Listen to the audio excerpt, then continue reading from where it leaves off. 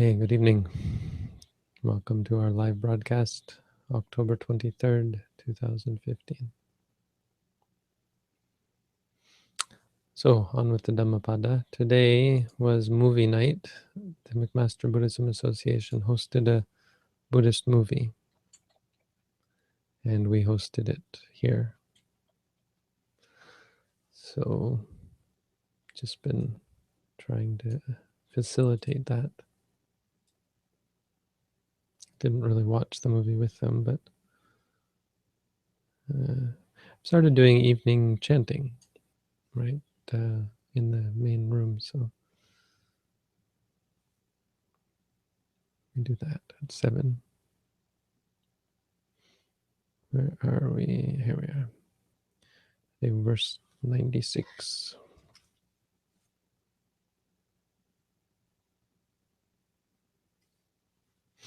Let's get the story up as well.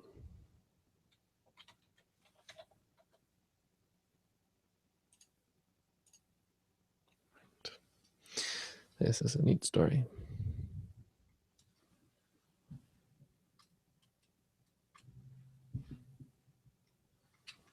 Test.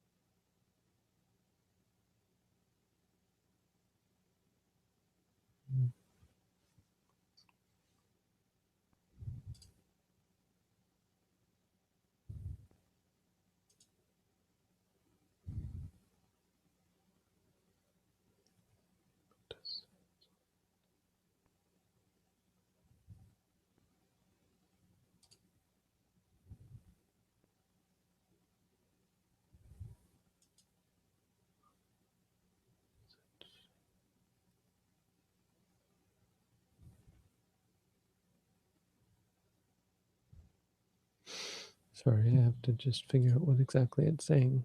So I don't agree with the translation there. Sorry, I'm behind today. Bear with me.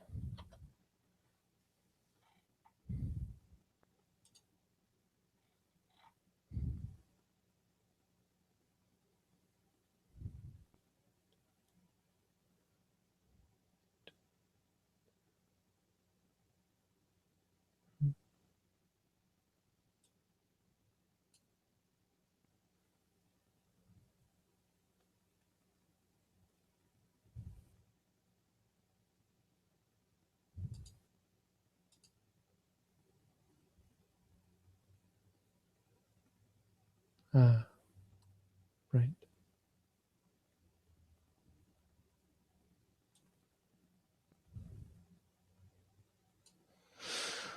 Got it. Okay. Hello and welcome back to our study of the Dhammapada. Today we continue on with verse number 96, which reads as follows. Santang tassa manang hoti, santa vaja chakamma cha, sammadanya vimuttassa, upasantassa tadino. Which means calm or peaceful is that person's mind, peaceful their speech and their acts, who with right knowledge is freed. Such a one who is such a one for such a one no such a one who is at peace themselves. So one who has who is delivered through right knowledge, who is at peace themselves. something like that. So talking about the three doors of karma, the mind door, the speech door, and the body door. These are the three ways we can perform karma. And such a one who has become free is peaceful in all of these. This story is one of the more heartwarming stories. Not a long story. It's a story about a certain monk who seems to have practiced well, learned all of the rules of the monkhood. He was known as Kosambi Wasi Tissa. His name was Tissa. Tissa was like a common name like John back then. It's a very common name, but Kosambi Wasi means he dwelled at Kosambi.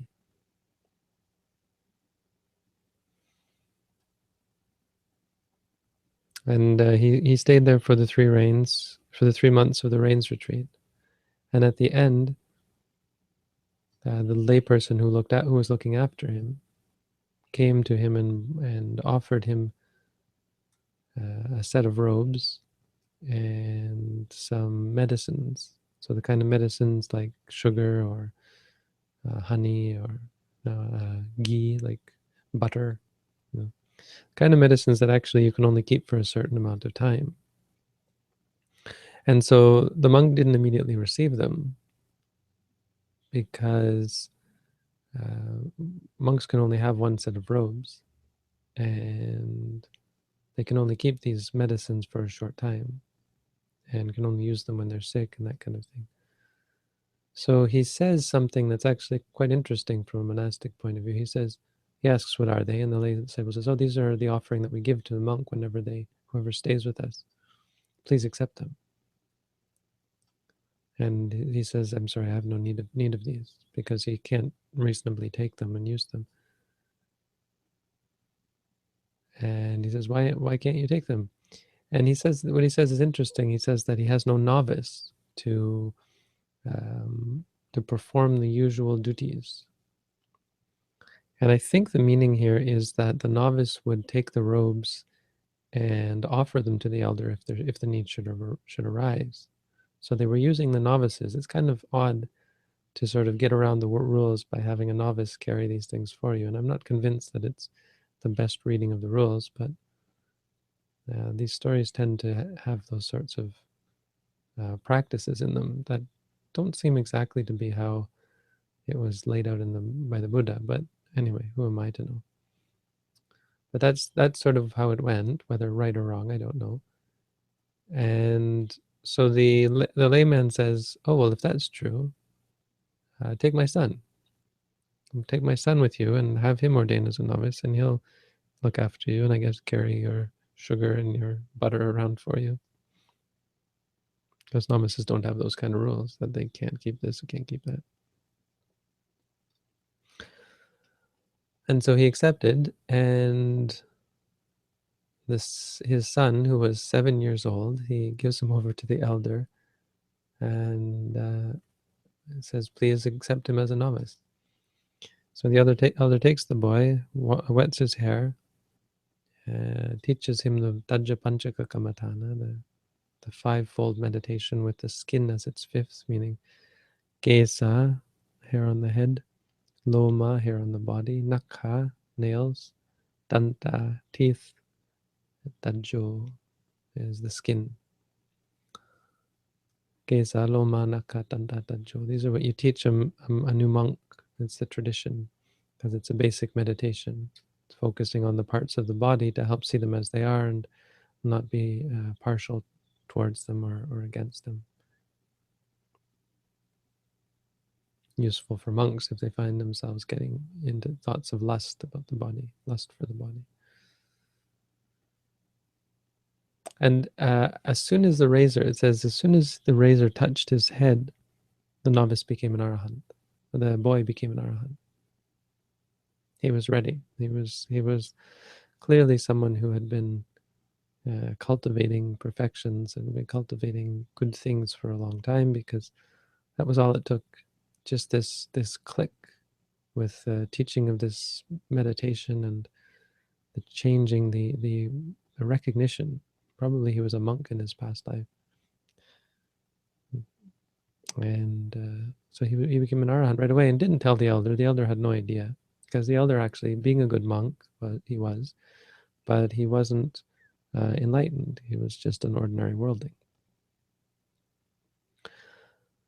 And so he stayed there for another 2 weeks, and then he decided to go back to see the Buddha. I thought, well, I'll bring this novice to go and see the Buddha. That'll be a good way to introduce him to the Buddha's asana, and maybe the Buddha can teach him something. Maybe it'll help him on his own path, because who knows, maybe one day this novice will become a good meditator like me, something like that. And so on the way, they stopped off at this lodging and at a monastery, but they only had one kuti. And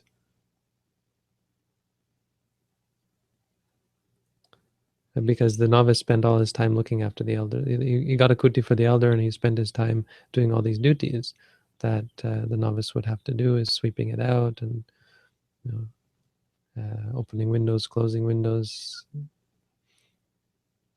putting the bed down, and so on. And by the time he had taken care of the elder's needs, it was too late for him to get a kuti for himself, a hut for himself.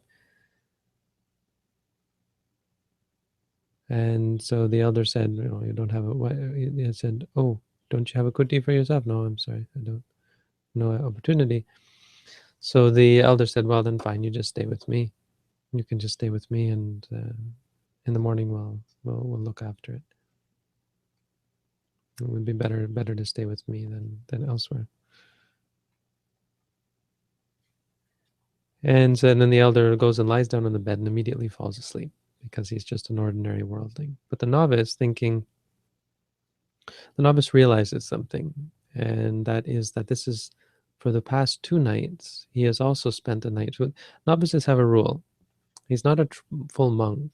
A novice takes on 10 precepts, so they're allowed to wear the robes, but they haven't yet become a monk.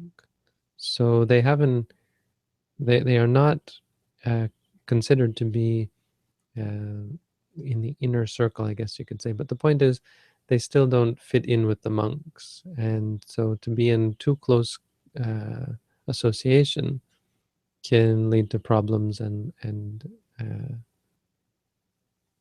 difficulties for the monks. So they are only allowed to stay with the monks for a maximum of 2 nights. After the 3rd night, it's not that they're not allowed to, it's that the monk commits an offense if he stays with a non-ordained person 3 nights in a row.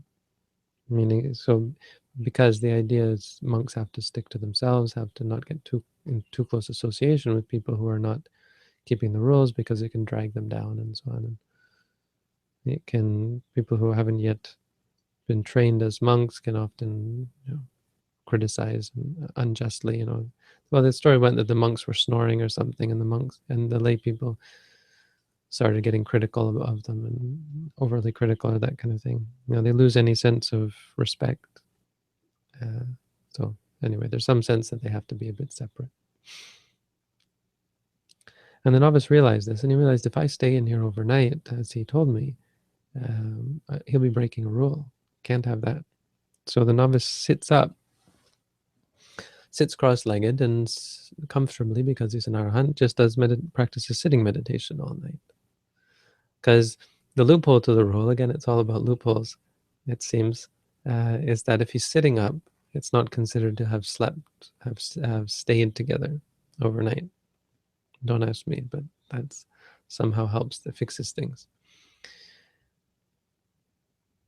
And he stayed there all night, and the elder just snored away, totally oblivious. But the elder did wake up in the morning and was actually conscientious enough to think about this. And he woke up in a completely pitch dark, still the night, still not a full night. And so he picks up he's on the bed, and he reaches over and he picks up his fan.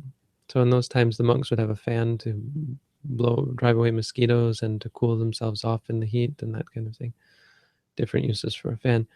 And he took the fan and he pounded the mat where he knew the novice was. And he said, "Hey, wake up. You have to go outside." And then the novice didn't say anything, so he threw the fan at the novice.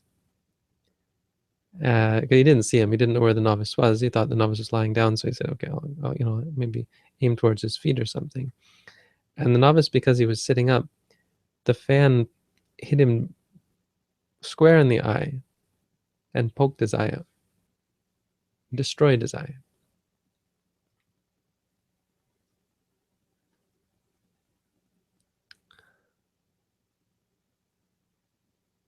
And the elder had no idea. The elder had no clue.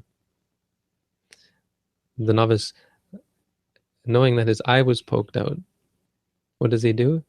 He says to the elder, "What did you say?" Because I guess he was a little distracted. He says, get out, it's time to go out." So the novice, what does he do? Covers his eye, whichever eye it was, covers his eye with one hand, and gets up and walks out. Doesn't say anything about it, completely quiet. And on top of that, not only is he totally neutral, totally composed, having just had his eye poked out, he goes and does the duties of a visiting monk. So he goes and sweeps the tray, sweeps the paths, sweeps out the outhouse, sets out water for the elder washing. He sweeps, he's got one hand, and so he's sweeping with one hand with the broom, sweeping out the outhouse and putting out water for washing and water for drinking. And then he even goes and gets a tooth. They had these sticks that they would use to brush their teeth. You can still get them in India. It's kind of neat. On the Buddhist circuit, I got a whole bunch of them when I was there last year. And so he brings a toothbrush to the elder monk, and it's kind of dark, so the elder doesn't really see, but he sees the novice come with one hand and offer him a toothbrush. And apparently another one of the customs when offering to an elder, in order to cultivate respect, is to offer it with two hands. So this is protocol between monks and junior monks, senior monks, novices and senior monks. For lay people, they can do as they like, but there's a kind of a protocol in order to keep humility and not get arrogant and not. So we go, if someone's senior, then you offer to them with two hands. And so the elder got kind of miffed at this. He said, what kind of a novice are you, not properly trained, offering toothbrush to your teacher with one hand? What kind of novice does that? I thought I taught you better than that. The novice says, "Venerable sir, I know full well how to the rules that are to be performed, but my one hand isn't free. My one hand isn't disengaged." What's wrong? Why can't you use your other hand? And then the novice has to tell him. So the novice relates to him from start to finish. I was sitting up because I was sitting up when you threw the fan at me. You poked my eye out. And the elder is understandably upset, moved, shaken by this, and he bows down. He goes down on his knees and says, "The novice, please forgive me. I'm so sorry. Please spare me," kind of thing. "Be my refuge," is what the Pali says. And he crouches down on the ground in front of him and begs him for forgiveness. And the novice, what does he do? Just perfection after perfection. This is a wonderful way of describing the Arahant. Because remember, the 7-year-old kid is a fully enlightened being, or an enlightened being, not a Buddha, but an Arahant. He says, "Venerable sir, it isn't your fault. It was not in order to shame you that I spoke. I just wanted to let you know what happened. I knew I had to ease your mind. But I didn't tell you also to ease your mind. I didn't. It's not that I wanted to keep it from you. It's that I knew you might get upset, and so in order to spare you that, I didn't say anything. It's not your fault. You're not to blame. This is the fault of samsara, he says. This is the fault of the rounds of rebirth. You know, if you're going to be reborn, these things are going to happen. And he leaves it at that. This 7-year-old kid, can you imagine? And so the elder is even further moved by that. And the novice tries to comfort him, but he won't be he won't be comforted. So he takes the novice to the Buddha. He picks up the novice's bowl and requisites and carries them for the novice and brings him to the Buddha, shaking his head and weeping the whole way. And when they get to the Buddha, he goes straight to the Buddha and bows down and prepares to tell the Buddha. And the Buddha says, "Oh, Bhikkhu, is everything okay with you?" How do you answer that, right? He says, "I trust you have not suffered any excess discomfort." And the monk says, "Bhante, I indeed have lived it quite at ease myself. But here I have this novice with me. Take a look at this novice. He is beyond anything that I've ever seen." And the Buddha said, "What? Why? What has he done?" And the elder told the whole story to the Buddha.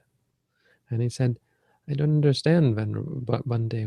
When I asked him to pardon, when I asked him to forgive me, he said, 'It's not your fault. It's the fault of samsara. Don't be disturbed. Don't be upset.' He tried to comfort me, when here he is with his eye poked out, holding it with one hand, offering me a toothbrush." And the Buddha says, "Oh, those who have freed themselves from defilements have neither anger nor hatred towards anyone. On the contrary, they are in a state of calm, their senses, their mind, their speech, and their body." And then he taught this verse. His thoughts are calm, his speech is calm. Santang dasa manang hoti. The mind of such a person is calm, speech is calm, his deeds are calm. What sort of person is this? One who has freed themselves with right knowledge. Upasantasa dharino. Someone who is tranquil or peaceful. So what can we learn from this? It sets the bar, right? It doesn't hold any punches. This is telling us how far we intend to go, how far we can go, how perfect we expect to become through the practice, how far we believe it possible to go. Maybe not in this life, but eventually through the practice. Our understanding is this isn't some simple thing where, oh yes, you don't complain about a toothache anymore, or when you have a stomach ache, you're okay, or you're okay skipping lunch now because you've let go.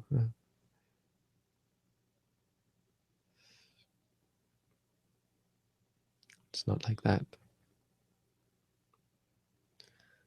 Where we're going is to the end of suffering, where one really doesn't react, really doesn't get upset, where one is really and truly able to experience things as they are. So the mind and the speech and the body don't become tranquil because you don't encounter bad things. It's not about building up such good karma that you never experience bad things. It's not that kind of invincible. It's the invincibility of the mind, where you have seen clearly. And the wonderful thing is that it comes simply from seeing clearly, which is the point of this verse. That true peace, the kind that can see you through losing an eye or a limb or even your life. That kind of peace and tranquility is only to be found through wisdom, and is to be found simply through wisdom, with no other requirement whatsoever.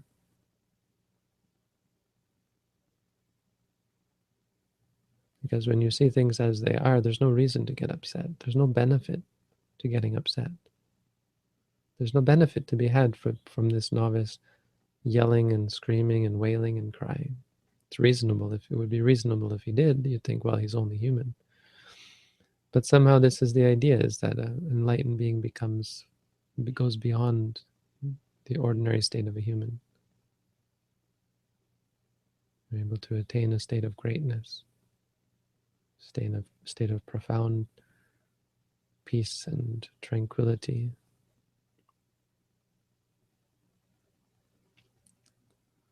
So this is again something for us to emulate. But I think more here something for us to compare. How would you fare if you lost an eye in that way? Sometimes it's good to think about these things. It's good to imagine the situation. It gives you a chance to see your own defilements, to get a taste of what you have left to accomplish, what is left inside of you that will cause you suffering. Because losing an eye doesn't cause you suffering. It's only when you react negatively to it. Oh, that's not what I wanted. When you had expectations for that eye, right? Wanted to use it for things. But this novice had no use for the eye. Losing it was like losing a piece of trash. Meaningless. Of no consequence. Because his peace was, his happiness was independent of the eye, independent of the physical body, independent of anything in the world. That's where our practice leads us. It's not like we want to lose an eye, or it's, you know. I mean, how could you criticize this? Wouldn't it be great if when the most horrific thing happened to us, we could be happy? Because horrific things do happen to people, and they're horrified by them. They can go crazy because of them. Wouldn't it be great if that weren't the case? Wouldn't it be great if we could deal with anything, that we wouldn't have to live our lives in fear, protecting our bodies constantly, obsessing over them, worried about them, worried about wrinkles, worried about fat, worried about this and that. Well, here we see how far we are and how far we have to go. And we can see the need for work, that we have work to do, because we really have a long way to go.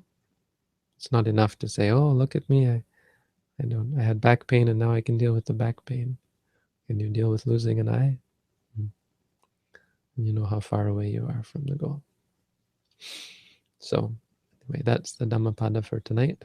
Thank you all for tuning in. Keep practicing, and wishing you all the best. I think if I stop it too soon, it cuts it off at the end there. So tonight we had a group of university students over watching a movie. They watched Spring, Summer, Fall, Winter, and Spring. I didn't really watch it with them, but it's a Korean movie. And someone was asking about why he beats the kid. Korean monks, I guess, are okay with hitting their students. They're supposed to do it out of loving kindness.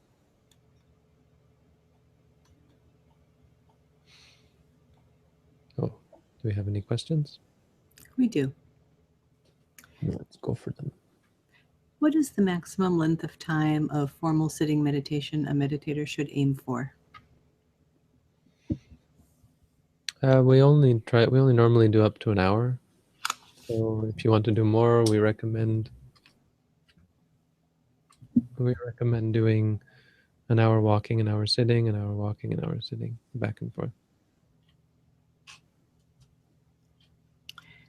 Hello, Bante. After the first path, I was able to pass through the review knowledge without making formal resolutions on how long to experience each insight knowledge or how long to abide in fruition. However, I would like you to tell me how to stay in an insight knowledge for a predetermined amount of time and how to stay longer in fruitions since I think it might help me progress more rapidly through the review stage now that I am at the review stage after second path. Thank you.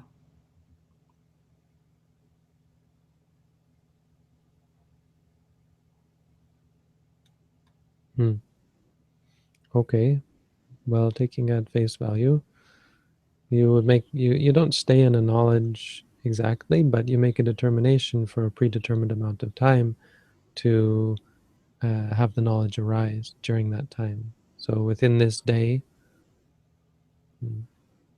or you would say within this hour, we tend to make a determination each hour. So within this hour of sitting, may Udaya Bayanyana arise, or Bankanyana arise, Bayanyana arise.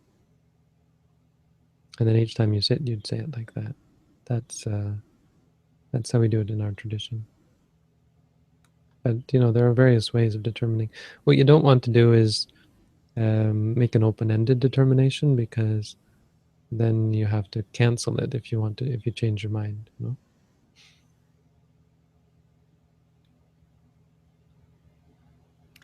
When should one practice restraint? Is it not better to examine and be mindful of what you have a preference for? Is restraint associated with aversion? Not always. There are ways of restraining out of wisdom. You acknowledge the truth that that's not going to benefit you.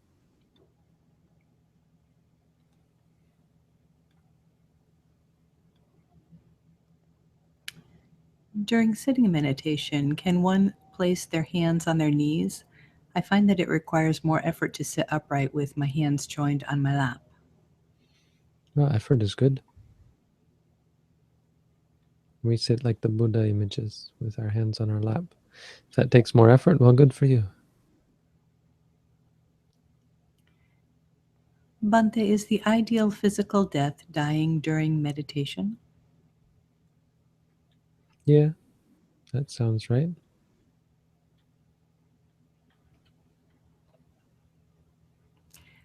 Bhante, can you offer any hints for noting sweat between my hands during meditation? Feeling. Say to yourself, feeling. If you like it, say liking. If you dislike it, say disliking.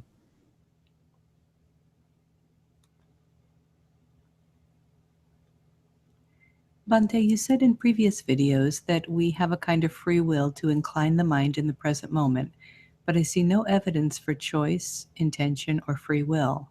I see only feelings, sights, smells, tastes, sounds, and thoughts that arise and cease from moment to moment. Do I have wrong view for doubting free will? I don't know. I mean, it's a bit of a tricky thing to talk about, because the Buddha told the monks to meditate, and the monks went and meditated. So did they choose to meditate or not? It's what you see in meditation is, yes, you see things arising and ceasing, but you can also say on a conventional level that you incline your mind. You you decide to, the decision arises.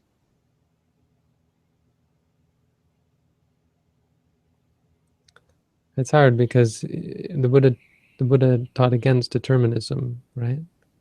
So if you say, well, everything is just like Newtonian physics, right? Where if you know this, all of the variables, you can predict the future for an infinite amount of time. There's a sense that that's not the case. That it's not inevitable. That fate isn't reality. So there is a sense of being able to, but in a conventional sense, it's really the only way to understand things. Is that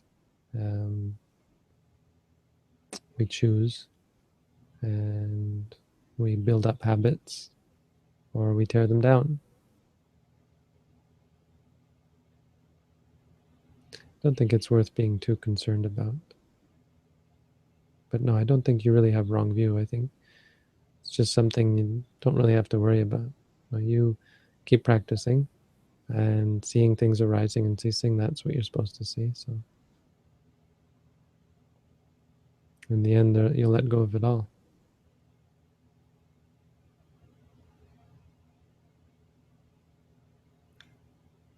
What is your view on parapsychology? I don't even know what that is.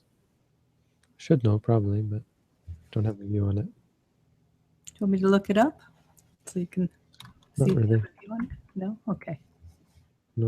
No view. Okay. Just as a masterful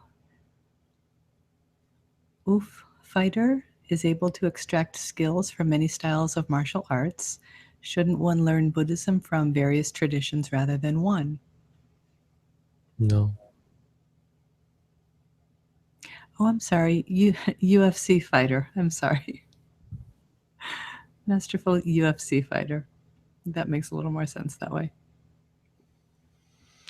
No, learning from various schools is, I think, a pretty bad analogy. Learning different types of meditation that complement each other, sure. But it's not the case that learning all different ways of doing the same thing is always beneficial. Sometimes they conflict. Some people do it this way, some people do it that way, especially when you're dealing with theories and ideas about enlightenment. So the Buddhism from various traditions, the traditions are not because they just have different techniques. They have different views. And people create new traditions because their views are in conflict with each other. So are you interested in in taking on conflicting views? Because it's quite different from learning different styles. One tradition can have many styles of meditation, but they have a single view. So that's quite important. And then there's when you have too many techniques, it actually is harmful because you have to switch from technique to one technique, and just the technical aspect of learning the new technique and adjusting to the new technique can be disturbing. Maybe that's not such a big problem, but a bigger one is the views issue. Would preference come into play too? You prefer one over the other? Yeah, I mean, could.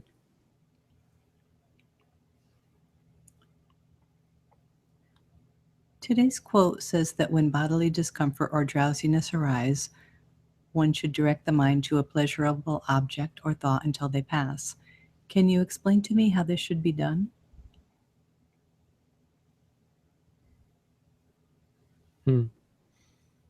Yeah, that's odd, isn't it? Let's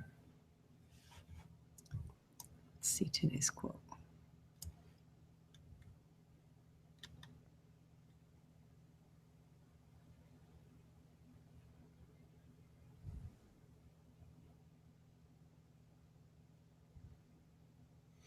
It's not pleasurable. Not exactly. Something that will gladden the mind. It's not pleasurable, like in the sense of, uh, go eat some good food or something, or listen to some pleasant music. When the mind is angry, right? So when this discomfort comes, or something that it's not just repulsion. Some bodily feeling arises, discomfort or drowsiness. It's not just discomfort. So it's not just replacing displeasure with pleasure. When there's something difficult, one should think of something that will gladden the mind. So pasadaniya means something that gives a sense of gladness. But it's not the same type of gladness as sensual desire. So it's not pleasure. It's a bad choice of words, I think.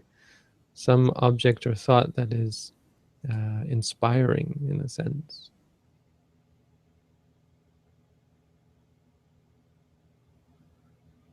Pasadaniya nimitta. So it could be the Buddha, would be a good choice. Buddha, the Dhamma, the Sangha. It could be angels, or it could be one's own good deeds. One can think about the good deeds that one has done. something that gives confidence and encouragement, something that gladdens the mind. Because it's hard. I guess the point is here, I mean, I haven't looked deeply into it, but the point is to create. The point is that it's difficult to deal with unpleasant states. So you go back into something that is comfortable or comforting, and gives you more encouragement. So the doubt that's arisen, or the um, feeling of being overwhelmed by the unpleasant states, or by the problem states, or just the drowsiness or the scattered thoughts, etc. One will be pulled back in and remember the importance of what one's doing, and have the power and the confidence to continue. So then you go back to you bring your mind back to the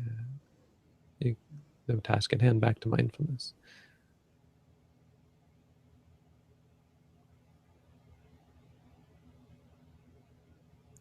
How should one choose what foods to eat? How do you do so when you are not offered food? How do you do so when you are not offered food? It's a good point. It's actually the big problem with this whole system that we've devised. Now I have to choose my food, which is not ideal. It's not actually wrong. If people give you a bunch of food to eat, you can choose your food. But here I'm actually really choosing, which is, I mean, it's kind of, I don't know. I mean, whatever. It's just food. But some people might look at it and say, not a true monk kind of thing, not perfect, not the best way to do things. How can he go around choosing which food like a layperson, getting attached to food? So, I mean, what do? You think about food for health, or for sort of the strength to continue living. We only eat one big meal a day, so choose food that's going to be nutritious. So I guess on the one hand, it's more comfortable, and or more makes your life easier and makes your life harder, because the harder you have to think, and you have the potential for giving rise to partiality. When you don't get to choose, well, you don't have to think about it, and also you don't get to be partial. But the good side is that you are more able to get food that is complete, I guess. Yeah, it's not the best practice. It's not something I'd recommend if you're really serious about practicing these things. But, I guess I can say to myself, I've been there, done that. I've gone through all the horrors of having no food or poor food. Food isn't really that big of an issue for me. Bigger issue is having to look at the menu and figure out what is actually going to be suitable to eat, which doesn't feel very monk-like after living so many years not having done that. Regarding how should one choose what foods to eat, I'm wondering if he's asking, should you try to choose healthy foods? Does it matter? Yeah, I mean, I think so. I don't think you should be obsessed about it, but you have to get enough food to live, and you have to get a diversity of food to keep you healthy. It's just food. Much more important is how you eat it. Chewing, swallowing, tasting. Have to work on that. When I've seen food offered to monks, it comes on these round tables that are set in front of the monk, and there's so much food on the table. There may be, 12 or 15 little bowls of all these different things. And are there any special rules or requirements when you have all this food set in front of you? Do you have to try all of it? No, it's not a rule, but it's a good idea, because people generally tend to watch you as you eat. And if you just eat one or two, it's not likely they're going to be very happy about that. I mean, I don't worry so much, because I guess I'm a little more concerned about eating food that is poisonous. There's a lot of food that is not really going to help your body at all, so I try to avoid that kind of food as much as I can.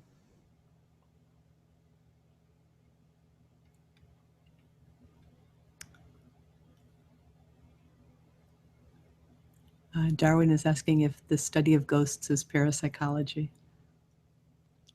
Not sure. I can note rising, falling, and sitting, but have trouble noting touching. After sitting, the rising is more prominent, and I find it difficult to note touching. Is this acceptable? Well, anything's difficult in the beginning.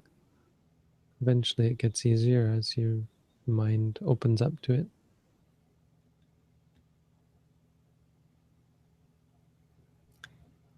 Hello, Bante. Would you consider it to be the most helpful path to directly strive for the dissolving of the ego and creating a oneness with reality rather than concentrating on mindfulness and seeing thoughts as they are?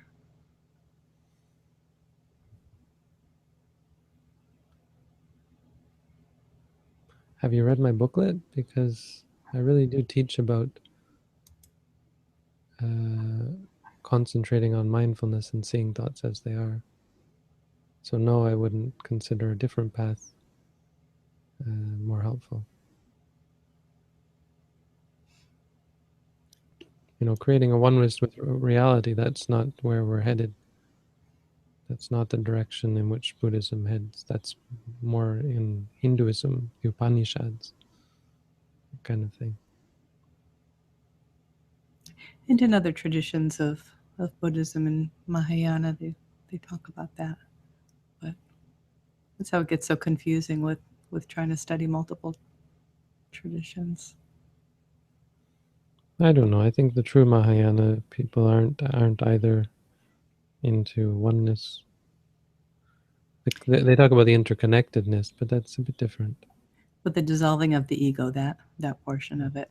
Well, you dissolve the ego by mindfulness and seeing things as they are. There's no more ego.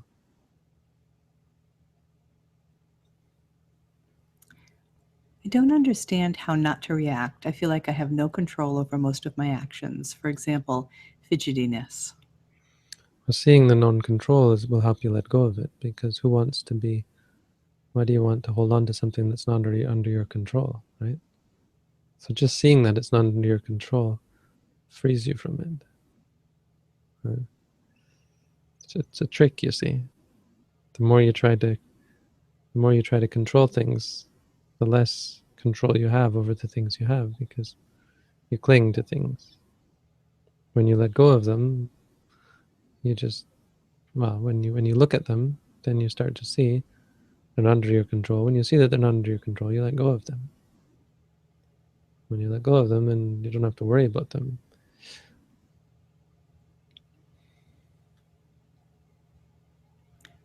I remember seeing a video of you filming from your balcony at Ajahn Tong's meditation center. You pointed out about the noise, especially the traffic. Wouldn't the noise strengthens one's meditation as opposed to a quiet environment? No, I mean, it would test one more strongly, but for a beginner meditator, it can be quite difficult if there's too much noise. Like when I did my first course, there was so much.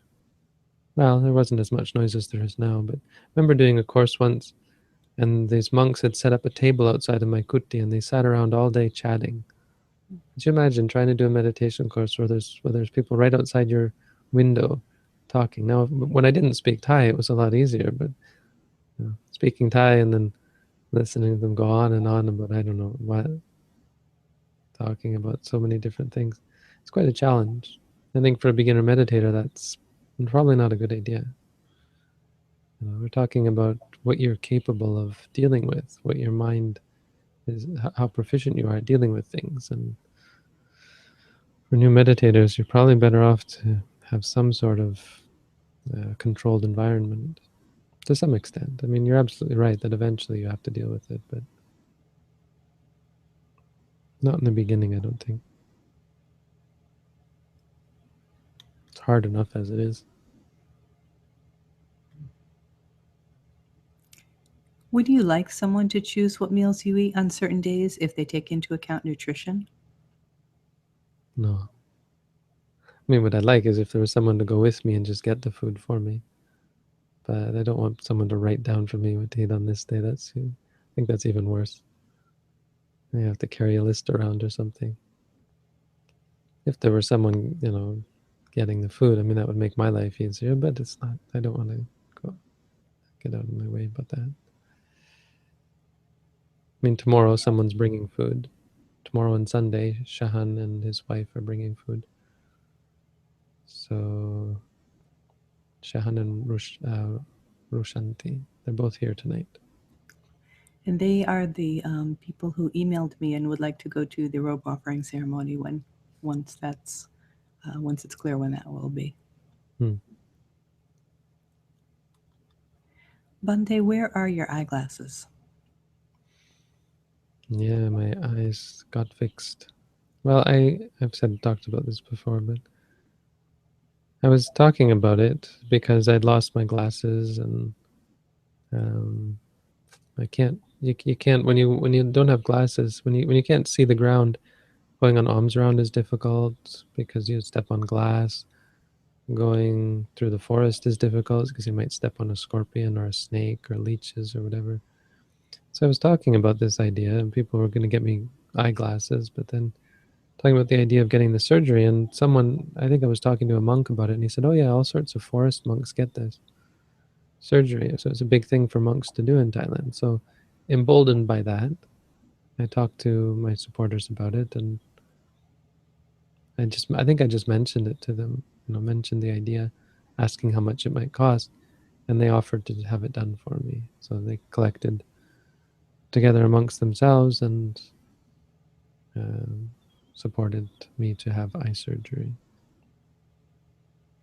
Right or wrong, I don't know. It was what I did, and I mean, it certainly helped my life. So I'm thankful for that. Probably saves money in the long run because you don't have to continue to buy glasses, right? It might. I would think. Depends. I mean, I went through glasses more than I probably should have. Being in the forest, dropping them here and there, scratching them, this and that. I've broken so many pairs over the years. Uh, if I had had the surgery earlier on, but anyway, that's not a meditation question. Let's stick to the program. Is rice and veggies nutritious enough? I'm worried if I have to go back to two or more meals a day because I'm spending more energy now. No, I mean, you really should. I think we all sort of have a responsibility to understand basic nutrition, and rice and veggies is definitely not considered enough. You need some protein, at least a little bit. Rice is not very useful at all, actually, unless it's brown rice. I don't know. It's just food. I know the question is, nutritious enough for what? You probably won't die if you just have rice and veggies. So maybe that should be my answer. Don't worry so much about what you eat.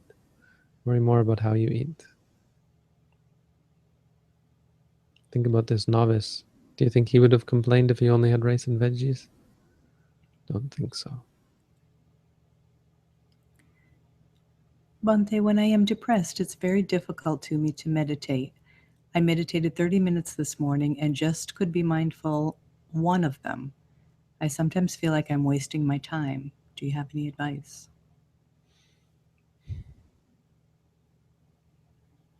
Well, you should meditate on the depression. But 1 minute of mindfulness is really an awesome thing. The Buddha said even 1 moment of mindfulness has immeasurable value. So feel happy that you're able to do that much. If you get 1 out of 30, that's already getting there. Now your next goal should be 2 out of 30.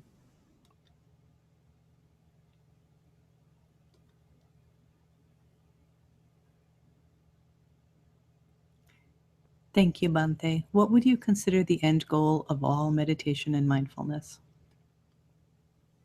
Now there are 5 goals. 1 is the purification of the mind. 2 is to root out all or overcome all mental illness. So any kind of sorrow, lamentation, despair. Number 3 is to be free from suffering. Number 4 is to attain the right path. And number 5 is to attain nibbana, to be free from samsara, to leave behind the rounds of rebirth, which is really the ultimate goal. Thank you for answering my question. Do I also need to predetermine how long I should stay in each insight knowledge? Do I have to make the determination to experience each insight knowledge in sequence? What if I'm not familiar with all the insight knowledges from Udayaba, Udayabaya Nana to Sankar Upeka Nana? Also, Mahasi Sayadaw says I must learn how to achieve fruition rapidly and stay in it for longer. Does this come naturally, or do I need to determine how long to stay in fruition? How should I set the exact amount of time to stay in fruition, and at what point to make the determination? Thank you. Well, first of all, this sort of thing isn't really proper conversation for public forum. Second of all, I can't judge whether it's proper for you to do any of this.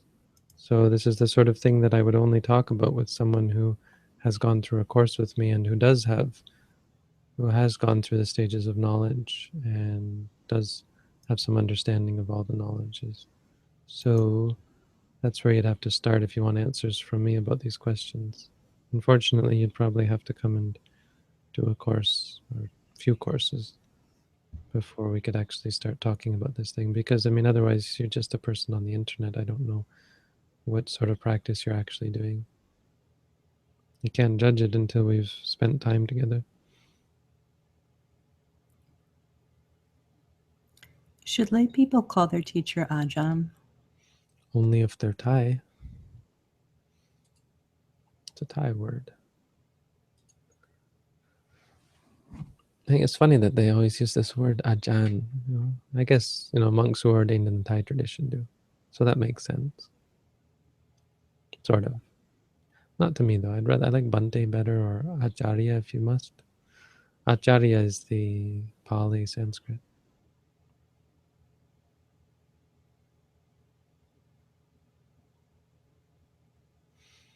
Just a Okay. technical question. Doug had asked in Slack, if you were still hearing the static, because he noticed something on the error log and said it had been happening for quite a while. So maybe you can get to the bottom of that somehow. But I'm actually hearing a little of it on my end, the static. Yeah, but there's no error log. He's thinking of something else. Okay. This has nothing to do with our server. Okay. All right. This is a Google thing, so it must be a Google thing. Okay. Okay. Good night, everyone. Thanks, Robin, for helping out. Thank you, Bante. Good See you. night.